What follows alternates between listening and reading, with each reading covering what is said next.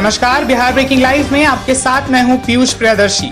आर्थिक वैक्सीन से कितनी राहत, आर्थिक पैकेज से कितना आत्मनिर्भर बनेगा भारत। जैसे कि आपको पता होगा कि बीते मंगलवार यानी कि कल प्रधानमंत्री नरेंद्र मोदी ने कोरोना संकट के बीच अर्थव्यवस्था को रफ्तार देने के लिए 20 लाख करोड़ के आर्थिक पैकेज का ऐलान किया था। इसी को लेकर वित्त मंत्री निर्मला सीतारमण ने कौन सी वो बड़ी बातें कही हैं, आज का वीडियो विशेष उसी पर। आपको बता दें कि इनकम टैक्स रिटर्न फाइलिंग की डेडलाइन बढ़ा दी गई है। अब इसे 30 सितंबर कर दिया गया है। टैक्स पेयर्स को 31 मार्च 2021 तक टीडीएस कटौती में 25% की राहत मिलेगी।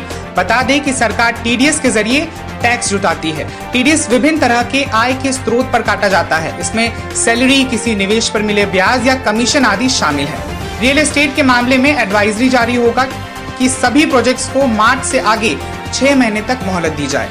डिस्कॉम यानी कि बिजली वितरण कंपनियों की मदद के लिए इमरजेंसी लिक्विडिटी 90,000 करोड़ रुपए दी जाएगी। Non banking finance company, micro finance कंपनियों के लिए 30,000 करोड़ की विशेष लिक्विडिटी स्कीम लाई जा रही है। इससे नकदी का संकट नहीं रह जाएगा।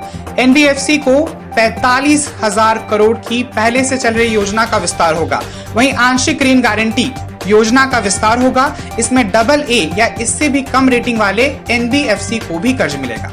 तो वहीं ईपीएफ पर भी बड़ी राहत वित्त मंत्री निर्मला सीतारमण की तरफ से दिया गया। बता दें कि सरकार अब अगस्त तक कंपनी और कर्मचारियों की तरफ से 12% की रकम ईपीएफओ में जमा करेगी। इससे करीब 75 लाख से ज्यादा कर्मचारियों और संस्थाओं को फायदा मिलेगा। बता दें कि मार्च, अप्रैल और मई में भी सरकार ने ही कंट्रीब्यूट किया था। मतलब ये कि इस सुविधा को 3 महीने के लिए बढ़ा दिया गया है, लेकिन इसके साथ ही कुछ शर्तें हैं। सरकार के इस ऐलान का फायदा सिर्फ उन्हीं कंपनियों को मिलेगा जिनके पास 100 से कम कर्मचारी हैं और 90% कर्मचारी की सैलरी 15,000 रुपए से कम है। यानी 15,000 से ज्यादा तनख्वाह पाने वालों को इसका फायदा नहीं मिलेगा। कर्मचारियों का 12% की जगह 10% ईपीएफ कटेगा। हालांकि पीएसयू में 12% ही ईपीएफ कटेगा। तो वहीं एमएसएमई सेक्टर में बड़े बदलाव किए गए हैं। वित्त मंत्री निर्मला सीतारमण ने बताया कि एमएसएमई यानी कि सूक्ष्म, लघु एवं मध्यम उद्योग की परिभाषा बदल दी गई है। इसमें निवेश की लिमिट में बदलाव किया गया है। 1 करोड़ निवेश या 10 करोड़ टर्नओवर पर सूक्ष्म उद्योग का दर्जा दिया जाएगा। इसी तरह 10 करोड़ निवेश या 50 करोड़ टर्नओवर पर लघु उद्योग का दर्जा दिया जाएगा। वहीं 20 करोड़ निवेश या 100 करोड़ टर्नओवर पर मध्यम उद्योग का दर्जा दिया जाएगा। निर्मला सीतारमण ने बताया कि मौजूदा दौर में ट्रेड फेयर संभव नहीं है। वित्त मंत्री के मुताबिक 20 लाख करोड़ रुपए की पैकेज में से 3 लाख करोड़ एमएसएमई यानी कि सूक्ष्म, लघु एवं मध्यम उद्योग को दी जाएगी। इनको बिना गारंटी लोन मिलेगा। इसकी समय सीमा 4 साल की होगी। इन्हें 12 महीने की छूट मिलेगी।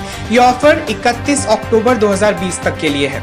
वित्त मंत्री के मुताबिक जो एमएसएमई तनाव में है उन्हें सबऑर्डिनेट डेट के माध्यम से 20,000 करोड़ की नकदी की व्यवस्था की जाएगी। बता दें कि एमएसएमई में लघु और मझौले कारोबार आते हैं। वित्त मंत्री के मुताबिक एमएसएमई जो सक्षम है लेकिन कोरोना की वजह से परेशान हैं, उन्हें कारोबार विस्तार के लिए 10,000 करोड़ के फंड्स ऑफ फंड के माध्यम से मदद दी जाएगी। और जो सबसे बड़ी बात वित्त मंत्री ने बोली वो ये थी कि 20 करोड़ तक का टेंडर अब ग्लोबल टेंडर नहीं होगा और आत्मनिर्भर इंडिया में मेकिंग इंडिया की बड़ी भूमिका होगी।